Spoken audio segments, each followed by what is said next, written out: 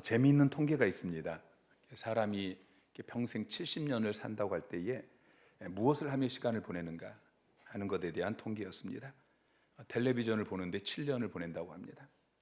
잠자는데 23년을 시간을 쓰고요. 일하는데 26년, 또 먹는 일에 시간을 6년을 보냅니다. 그런데 근심 걱정하는데 시간을 얼마나 보낼까요? 또 기뻐하고 행복해하고 감사하고 웃고 그러는데 시간을 얼마나 쓸까요? 근심하고 걱정하는데 시간을 7년을 보낸다고 합니다. 그런데 기뻐하고 행복해하고 감사하고 웃고 그런데 쓰는 시간은 몇 년이나 될 것 같아요? 88일밖에 되지 않습니다. 자, 근심 걱정하는 데는 7년의 시간을 쓰고 기뻐하고 감사하고 행복해하고 웃고 그런 데는 88일밖에 시간을 사용하지 않습니다. 오늘 본문은 우리에게 기뻐하라고 명령하고 있습니다. 4장 4절에 가서는 주 안에서 항상 기뻐하라. 내가 다시 말하노니 기뻐하라. 항상 기뻐하라고 이야기하고 있어요. 평생 동안 88일이 아니라 항상 기뻐해라. 평생 기뻐해라. 그리고 내가 다시 말하노니 그러죠. 반복해서 강조해서 기뻐하라고 명령하고 있습니다. 바울이 빌립보 교회 편지를 쓰면서 이제 3장 우리가 1절을 읽었는데요. 1장, 2장 그렇게 쓰고 또 3장, 4장 이 3장을 시작하는 첫 단어가 끝으로예요. 끝으로라는 말은 이제 내가 편지를 끝내겠다 그런 의미가 아니에요. 아직 빌립보서 절반밖에 쓰지 않았어요. 1장, 2장을 쓰고 이제 3장, 4장 절반이 남았는데 끝으로라는 말은 이제부터 하는 말이 중요하니까 잘 들어라 그런 의미인 것입니다. 그러면서 하는 말이 기뻐하라. 그리고 이어서 또 이렇게 이야기해요. 너에게 같은 말을 쓰는 것이 수고롭지 않고 안전하다. 같은 말을 쓴다는 것은 반복해서 이야기한다는 거예요. 바울은 빌립보에서 기뻐하라는 말을 9번이나 반복해서 이야기하고 있습니다. 그러니까 기뻐하라는 메시지는 그만큼 중요한 메시지인 것이죠. 우리의 삶 가운데 늘 차고 넘쳐야 되는 것은 근심, 걱정, 두려움, 불평, 원망 이게 아닙니다. 기쁨과 웃음이 차고 넘쳐야 합니다. 주 안에서 항상 기뻐해야 됩니다. 교회는 항상 기뻐하고 늘 웃음소리가 넘치는 곳이 되어야 합니다. 저희 교회가 이 전전 예배당이 있을 때에 그때 예배당 건물은 정말 작고 초라하고 또 뭐 재정적으로도 어렵고 그런데 성도들이 교회에 모이면 늘 웃었어요. 웃음소리가 하천 건너편에 있는 카센터까지 그렇게 들렸어요. 한 번은 그 카센터 직원에게 어떤 분이 근처에 좋은 교회가 있느냐 그렇게 문의하니까 우리 교회를 소개시켜 주시면서 저 교회는 뭐가 그렇게 기쁜지 항상 웃음소리가 끊이지 않는다 그렇게 이야기했어요. 여러분, 예수를 잘 믿는 사람은 항상 기뻐합니다. 예수를 잘 믿는 사람은 어떤 문제가 있다고 이 일이 내 마음대로 되지 않는다고 얼굴을 찡그리며 다니지 않습니다. 늘 웃으며 다닙니다. 아니 뭐가 그렇게 좋은 일이 많아서 그렇게 늘 웃고 있어요. 이런 이야기를 들어야 되는 것입니다. 그리스도인의 삶은 세상 사람과 달라야 합니다. 세상 사람들에게 없는 게 있어야 돼요. 그래야 남편이 여러분 친구가 여러분 자식이 여러분 바라보면서 예수 믿고 싶어 하지. 교회 가자. 교회 다니면 너무 좋아. 그런데 여러분의 얼굴은 늘 찡그리고 있고 날마다 한숨만 팍팍 쉬고 있고 그럼 누가 여러분을 따라서 교회에 나오겠습니까? 여러분 기억하시기 바랍니다. 내가 예수를 진짜로 믿고 내가 예수를 진짜 믿고 구원받았으면 내 가족도 구원받아야 됩니다. 사도행전 16장 31절에 주 예수를 믿으라 그리하면 너와 내 집이 구원을 받으리라 그랬어요. 여러분이 예수를 믿으면 여러분뿐만 아니라 여러분의 집이 구원을 받게 되어집니다. 근데 내가 예수 믿고 5년이 지났는데 내가 예수 믿고 10년이 지났는데 내 가족들이 예수를 믿지 않는다면 내 자식들이 예수를 믿지 않는다면 이건 내가 지금 예수를 제대로 믿고 있는지 점검해 봐야 하는 것이죠. 예수 믿기 전에는 이 험한 세상을 나 혼자 살아야 했습니다. 나를 도와주는 분이 없었어요. 그러니까 내 힘껏 해서 그 일이 잘 되어지면 기쁘지만 잘 안 되면은 기쁠 수가 없는 것입니다. 그래서 우리의 삶 가운데 늘 근심, 걱정, 슬픔, 원망, 불평 이런 게 가득한 것이죠. 여러분, 이런 사람은 고아처럼 사는 것입니다. 아버지가 없는 거예요.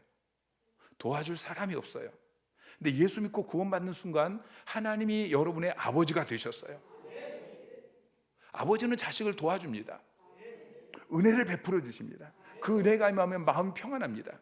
근심, 걱정, 슬픔은 사라지고 마음이 평안하게 되어져요. 기쁨이 넘쳐나게 되어지는 거예요. 어떤 분이 불교를 다니다가 자기 며느리가 교회에 갔다 와서 기뻐하는 모습을 보고서 며느리를 따라서 교회를 다니기 시작했어요. 그분이 하는 말이, 자기가 30년을 절에 다니면서 세상 염려를 잊어버리고 마음에 평안을 얻는 그런 비결을 배웠지만은 며느리가 교회 갔다 와서 기뻐하는 것처럼 그렇게 기뻐해 본 적이 없다는 거예요. 그리고는 며느리를 따라서 교회를 나오기 시작했어요. 그래서 어떤 분은 이렇게 이야기합니다.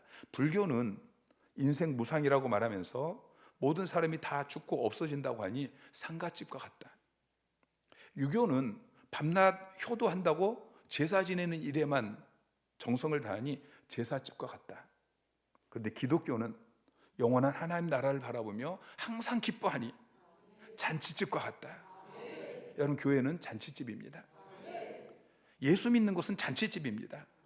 잔치집에서는 웃어야 됩니다. 기뻐해야 됩니다. 잠언 15장 15절에 보면은 마음이 즐거운 사람은 항상 잔치를 한다라고 이야기하고 있어요. 여러분의 삶은 항상 잔치집이십니까? 아니면은 상갓집이십니까? 세상 사람들에게는 참된 기쁨이 없습니다. 근심 걱정하는데 7년을 보내는데 기뻐하고 감사하고 웃고 그러는 데는 88일밖에 보내지 않습니다. 그나마 예수 믿는 사람들이 그 마음 깊은 곳에서 나오는 이 참된 기쁨, 이것은 없습니다. 쾌락이 있고 기쁨이 있습니다. 여러분, 세상 사는 것도 제법 재미가 있어요. 여러분, 돈 버는 재미 아시나요? 네, 돈 버는 것도 재미가 있어요. 텔레비전 보고 노래방에서 노래하고, 여러분, 이것도 재미있습니다. 자극적인 일을 하면 짜릿한 그런 쾌감이 있습니다. 근데 그 쾌락은 말초적인 본능만 자극하고 곧 사라져 버립니다.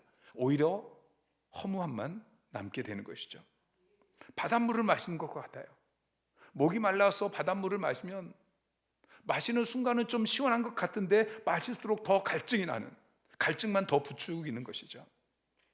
근데 하나님께서 주시는 기쁨은 참된 기쁨입니다. 내 가정, 일터, 내 주변의 이 상황, 환경, 이것과 상관없이 내 마음 깊은 곳에서 샘솟듯 넘쳐나는 그런 기쁨인 것입니다. 이 기쁨이 넘쳐나는 여러분의 삶이 되시기를 주님의 이름으로 축원합니다. 에르토 마사로의 물은 답을 알고 있다라는 책이 있습니다. 그 책에 이런 이야기가 나와요. 어느 도시에 호수가 있었습니다. 그런데 그 호수를 관리를 잘못해서 호수물이 다 썩었어요. 물고기가 살 수 없는 그런 지경에 이르렀습니다. 그런데 그 호숫가에 커다란 야외 음악당이 있었습니다. 그곳에 음악회가 열립니다. 세계적으로 훌륭한 오케스트라가 와서 여러 시간 동안 좋은 음악을 연주했습니다. 수천 명이 모여서 그 음악을 들었습니다. 그런데 놀라운 것은 그 음악회가 끝나고 나서 그 호수의 물이 다시 살아나기 시작했습니다. 그 호수의 물고기가 다시 살기 시작했습니다. 여러분, 물이 얼마나 중요한지는 여러분 대충 아시죠? 그래서 여러분 정수기를 사서 물을 정수해 마시기도 하고 또 물을 돈을 주고 사 마시기도 하지 않습니까? 물론 그것도 도움이 되어지지만 그보다 더 중요한 것은 어떤 마음을 갖느냐 하는 것입니다. 여러분, 물은 필터로 정수되는 것이 아니고 여러분의 마음으로 정수된다는 것을 기억하시기 바랍니다.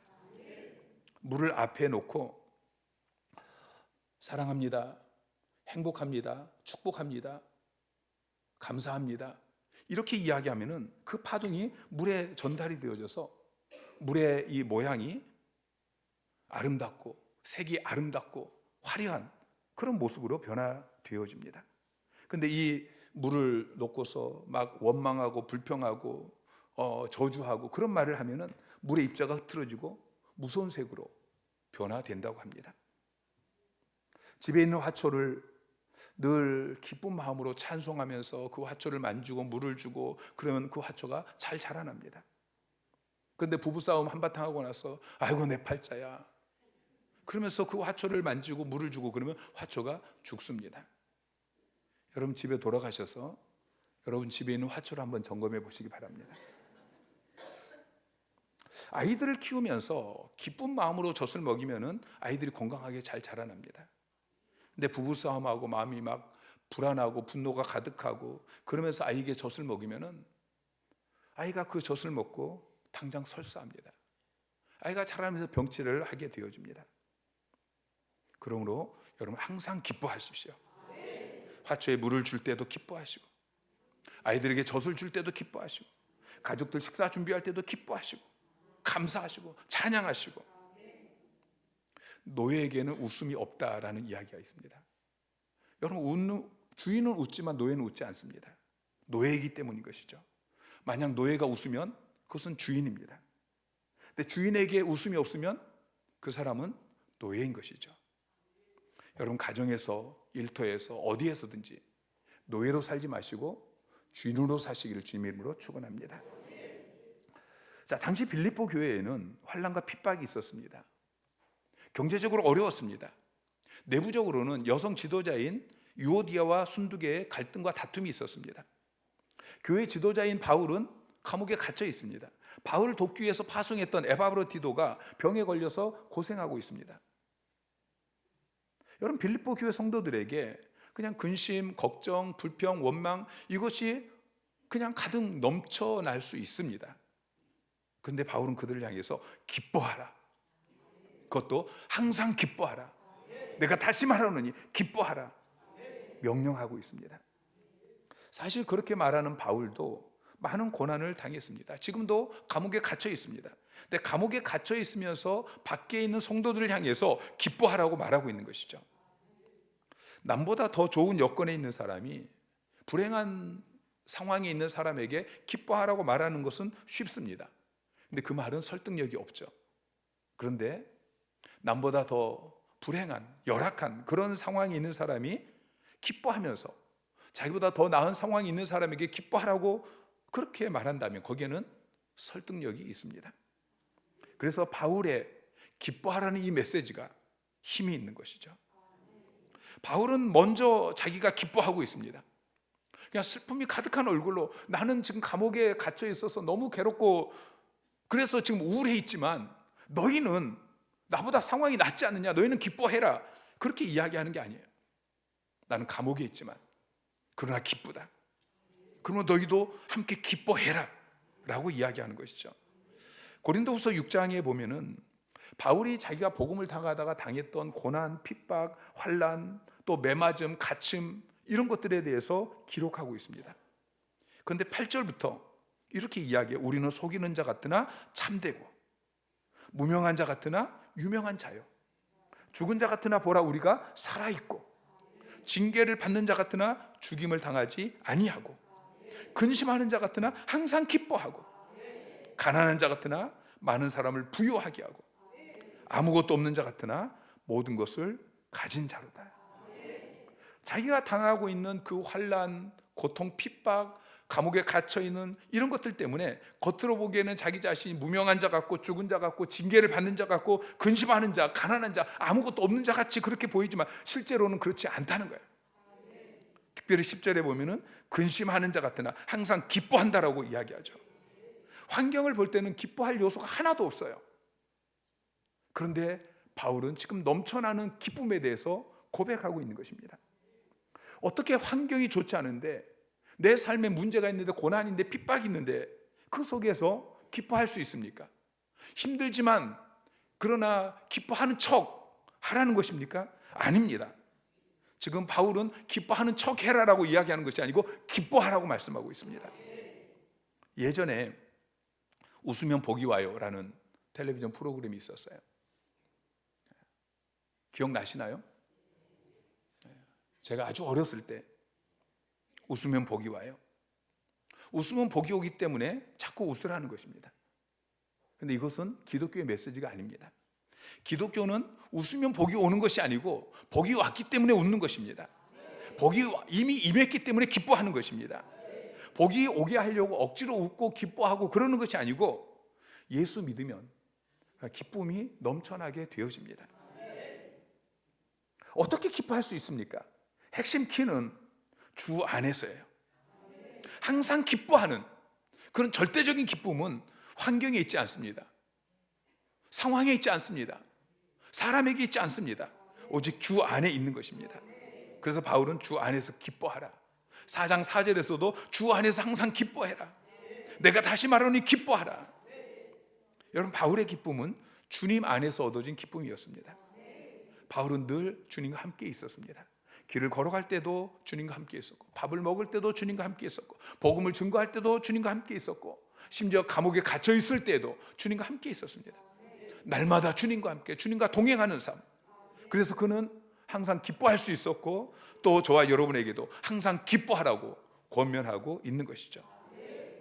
여러분도 기쁨에 살기를 원하십니까? 그럼 주 안에 거하십시오.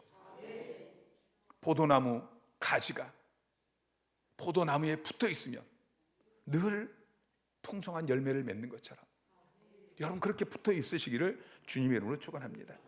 예수님은 항상 기뻐하셨습니다. 바리새인들이 예수님을 비난했던 가장 중요한 게 뭐냐면은 왜 기뻐하냐라는 거예요. 너희는 왜 금식하지 않느냐? 왜 죄인들과 함께 먹고 즐거워하느냐? 그때 예수님께서 그들에게 뭐라고 대답하시죠? 우리는 지금 잔치집이다. 잔치집에서 금식하는 거 봤냐? 잔치집에서 우울해하는 거 봤냐? 여러분 다시 말씀을 드립니다. 교회는 잔치집입니다. 여러분의 삶이 잔치집이 되시기를 주님 이름으로 축원합니다. 누가복음 10장에 보면은 예수님께서 70명을 전도대로 보내십니다. 근데 그들이 전도를 마치고 와서 기뻐하면서 주님께 보고하죠. 누가복음 10장 17절에 70인이 기뻐하며 돌아와 이르되 주여 주의 이름이면 귀신들도 우리에게 항복하다이다. 자기들이 복음을 전하는 현장 가운데 귀신이 떠나가고 하나님의 나라가 천국이 임하는 것을 보면서 너무 막 이 전도하던 사람들이 기쁘고 흥분이 되어져서 얼굴에 막 웃음꽃이 넘쳐나는 거예요. 근데 그 보고를 듣고 예수님께서도 기뻐하셨어요. 21절에 그때 예수께서 성령으로 기뻐하시며 이르시되, 예수님은 항상 기뻐하셨습니다. 그리고 우리에게도 기뻐하라고 명령하십니다. 요한복음 15장 11절에 내가 이것을 너희에게 이름은 내 기쁨이 너희 안에 있어 너희 기쁨을 충만하게 하려 합니다. 주님은 자신의 기쁨이 여러분 안에 있어서 여러분의 삶 가운데 기쁨이 충만하기를, 차고 넘치시기를 원하시는 것입니다. 여러분, 우리는 주 안에서 죄의 사함을 받았습니다. 여러분 믿으십니까? 여러분 기뻐하시기 바랍니다. 우리가 죄인이었습니다. 그리고 죄의 싹은 저주와 사망이었습니다. 이 땅에서 저주의 삶을 살고 죽으면 심판받고 지옥에서 영원히 그 저주의 삶을 살 수밖에 없었습니다. 그런데 주 안에서 우리의 죄가 사함받았습니다. 예수 그리스도께서 저와 여러분의 모든 죄를 대신 짊어지시고 십자가에 못 박혀 죽으시고 부활하셨습니다. 여러분의 죄가 사함받았다는 걸 믿으시기 바랍니다. 여러분 감옥에서 그냥 몇 년 그렇게 고통받는 것이 아니라 영원히 지옥에서 고통받을 저와 여러분이 이제는 저 천국에서 영원히 행복한 삶을 누릴 수 있게 되었습니다. 여러분 그 기쁨이 너무 크기 때문에 이 땅에서 우리가 잠깐 고통이 있을지라도 그게 별것이 아니고 기뻐해야 하는 것이죠. 죄사함의 기쁨에 대해서 이사야 선지자는 이사야 35장 10절에 이렇게 표현하고 있습니다. 함께 읽겠습니다. 시작. 여호와의 속량함을 받은 자들이 돌아오되 노래하며 시온에 이르러 그들의 머리 위에 영영한 희락을 띠고 기쁨과 즐거움을 얻으리니 슬픔과 탄식이 사라지리로다. 여호와의 속량함을 받은 저와 여러분이 여호와의 속량함을 받았잖아요. 여호와의 속량함을 받은 자들이 그 머리 위에 영영한 희락 그리고 기쁨과 즐거움을 얻으리니 슬픔과 탄식이 사라지리로다. 여러분 죄사함의 참된 의미를 깨달은 사람은 기뻐할 수밖에 없어요. 그의 삶에는 영영한 희락과 기쁨과 즐거움이 넘치게 되는 것입니다. 때로 내 삶에 고난이 있을 수 있어요. 내가 해결하기 힘든 문제가 내 앞에 놓일 수 있어요. 때로는 내가 원치 않는 실패를 당할 수 있어요. 그러나 그것이 저주가 아닙니다. 예수 그리스도 안에서 이미 여러분에게는 저주가 사라졌습니다. 하나님 그 고난을 통해서 나를 만드십니다. 나를 연단시키십니다. 나로 하여금 예수 그리스도의 장성한 분량이 되게 자라나게 하시고 하나님의 거룩하신 그 형상을 본받게 하시기 위해서 하나님께서 때로 우리에게 고난을 주시기도 하고 실패를 주시기도 합니다. 때로는 우리가 주님을 위해서 고난을 받을 수 있지만 저 천국에 상급이 있습니다. 때로는 우리가 연약해서 죄를 짓고 그래서 고난을 받을 때도 있지만 그게 저주가 아닙니다. 하나님께서 여러분을 사랑하셔서 아버지가 돌이키라고 때리는 그 사랑의 매이기 때문에 매를 맞으면서도 우리의 마음에는 기쁨이 넘쳐야 하는 것입니다. 하나님은 우리에게 영영한 희락과 기쁨과 즐거움을 주기를 원하십니다. 근데 마귀가 주는 것은 죄와 슬픔과 탄식입니다. 사랑하는 성도 여러분, 여러분은 매일의 삶 가운데 누가 주는 것을 붙잡고 살아가십니까? 하나님이 주시는 것을 붙잡으십니까? 마귀가 주는 것을 붙잡으십니까? 여호와의 속량함을 입은 여러분에게 죄와 슬픔과 탄식은 사라지고 영원한 희락과 기쁨과 즐거움만 가득 차기를 주님의 이름으로 축원합니다. 느헤미야 8장 10절에 보면은 근심하지 말라. 여호와로 인하여 기뻐하는 것이 너희의 힘이니라. 여러분 근심하지 마십시오. 여호와로 인하여서 기뻐하십시오. 그것이 여러분의 힘입니다. 여러분 말씀의 능력, 성령의 능력, 기도의 능력, 이런 말은 여러분 많이 들어봤죠. 그리고 아멘이라는 말이 나오는데요, 여호와로 인하여 기뻐하는 것, 이것이 무슨 힘이 되겠는가? 하나님으로 인해서 기뻐하는 것이 내게 무슨 능력이 되겠는가? 그런 생각이 들 수 있어요. 그런데 성경은 여호와로 인하여 기뻐하는 것이 힘과 능력이 된다고 말하고 있습니다. 여러분 믿으시기를 바랍니다. 하나님으로 인해서 기뻐해 보세요. 그러면 정말 힘이 나요. 음악가 하이드는 당신의 음악이 어찌 그리 기쁨이 넘치느냐라고 질문하는 것에 이렇게 대답했어요. 내가 하나님을 생각하면은 내 마음이 너무 기뻐서 이 기쁨이 막 넘쳐가지고 악보가 춤을 추고 뛰어오르는 것 같은데 그때 펜을 잡으면은 기쁨이 넘치는 음악이 나온다. 그렇게 이야기했어요. 하나님을 생각하면 내 마음이 막 기쁨이 넘치는, 이것이 저와 여러분의 삶이 되기를 주님의 이름으로 축원합니다. 우리는 주 안에서 죄 사함 받았습니다. 우리는 주 안에서 하나님의 자녀가 되었습니다. 여러분 믿으십니까? 여러분 하나님의 자녀가 되었어요. 그래서 기쁨이 회복이 되어야 합니다. 부모가 없는 고아에게는 기쁨이 없습니다. 부모를 떠나서 가출한 아이에게는 기쁨이 없습니다. 그러나 여러분은 하나님의 자녀가 되었습니다. 아버지와 아들의 이 관계가 회복이 되어진 것입니다.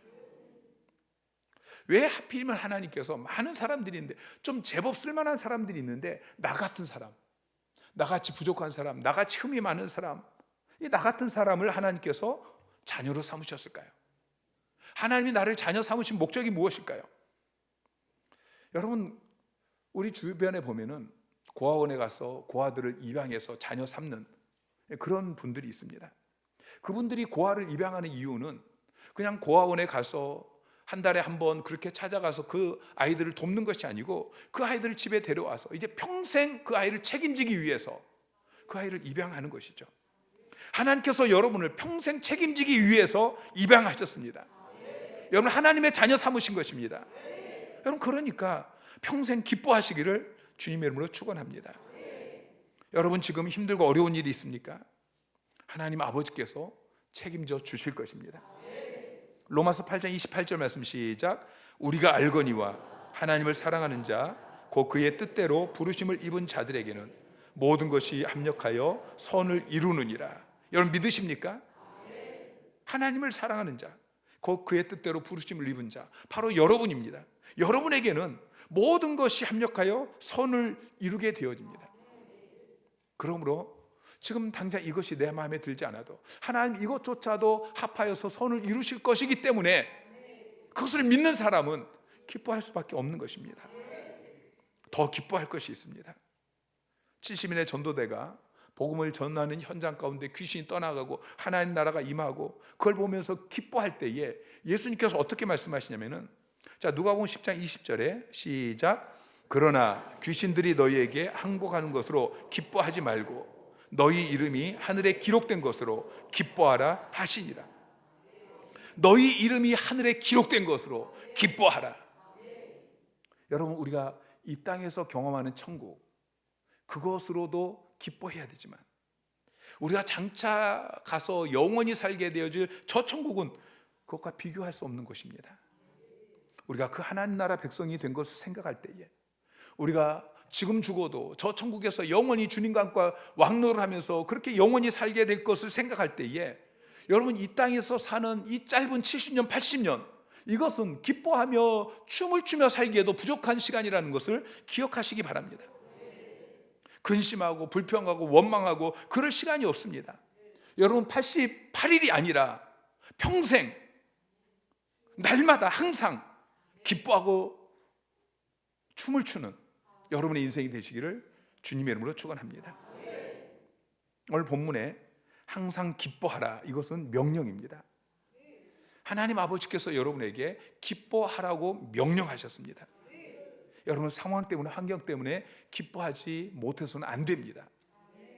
어떤 상황에서든지 주님의 명령에 순종해서 기뻐하는 여러분 되시기를 주님의 이름으로 축원합니다. 하박국 3장 17절 18절 말씀 시작. 비록 무화과 나무가 무성하지 못하며 포도나무에 열매가 없으며 감람나무에 소출이 없으며 밭에 먹을 것이 없으며 우리의 양이 없으며 외양간에 소가 없을지라도 나는 여호와로 말미암아 즐거워하며 나의 구원의 하나님으로 말미암아 기뻐하리로다. 하박국 선지자는 모든 것이 갖춰져서 내가 기뻐한다고 고백하지 않습니다. 없을지라도, 무화과 나무가 무성하지 못할지라도, 포도나무에 열매가 없을지라도, 감람나무에 소출이 없을지라도, 먹을 것이 없을지라도, 양이 없을지라도, 소가 없을지라도 기뻐하기로 선택합니다. 결단합니다. 나의 구원의 하나님으로 말미암아 기뻐하리로다. 주님은 여러분에게 기쁨을 선물로 주기를 원하십니다. 여러분, 기쁨을 선물로 받으려면 여러분이 선택하셔야 됩니다. 무화과 나무가 무성하지 못할지라도, 포도나무에 열매가 없을지라도, 감람나무에 소출이 없을지라도, 여러분, 그럴 때 여러분이 불평을 선택할 수도 있고 기쁨을 선택할 수도 있습니다. 주님이 주시는 선물은 기쁨입니다. 사단이 여러분에게 주는 것은 불평입니다. 여러분, 사탄이 주는 선물을 붙잡지 마시고 주님이 주시는 선물을 붙잡으시기를 바랍니다. 마더 테레사에게 한 수녀가 와서 오늘 병원에 문제가 생겼어요. 그렇게 이야기했더니 테레사가 그녀에게 이렇게 이야기했어요. 문제 대신에 선물이라고 말하면 어떨까요? 하나님께서 허락하지 아니하시면 그런 일이 일어날 일이 없고, 만약 하나님께서 허락하셨다면 결과적으로 합력하여 선을 이루지 않겠습니까? 그래서 그 병원에서 그때부터 무슨 문제가 생기면은 선물이라고 부르기 시작했다고 합니다. 사랑하는 성도 여러분, 항상 기뻐하는 삶을 사시기 바랍니다. 그러기 위해서 주 안에 거하십시오. 포도나무 가지가 나무에 붙어 있는 것처럼 그렇게 예수님께 붙어 있으시기를 주님의 이름으로 축원합니다. 주 안에서 여러분이 죄 사함 받은 것을 기억하십시오. 여러분의 삶에 더 이상 저주는 없습니다. 여러분의 삶에 있는 것은 하나님의 은혜와 긍휼입니다. 하나님의 놀라운 복입니다. 여러분이 하나님의 자녀 된 것을 기억하십시오. 여러분의 이름이 하늘에 기록된 것을 기억하십시오.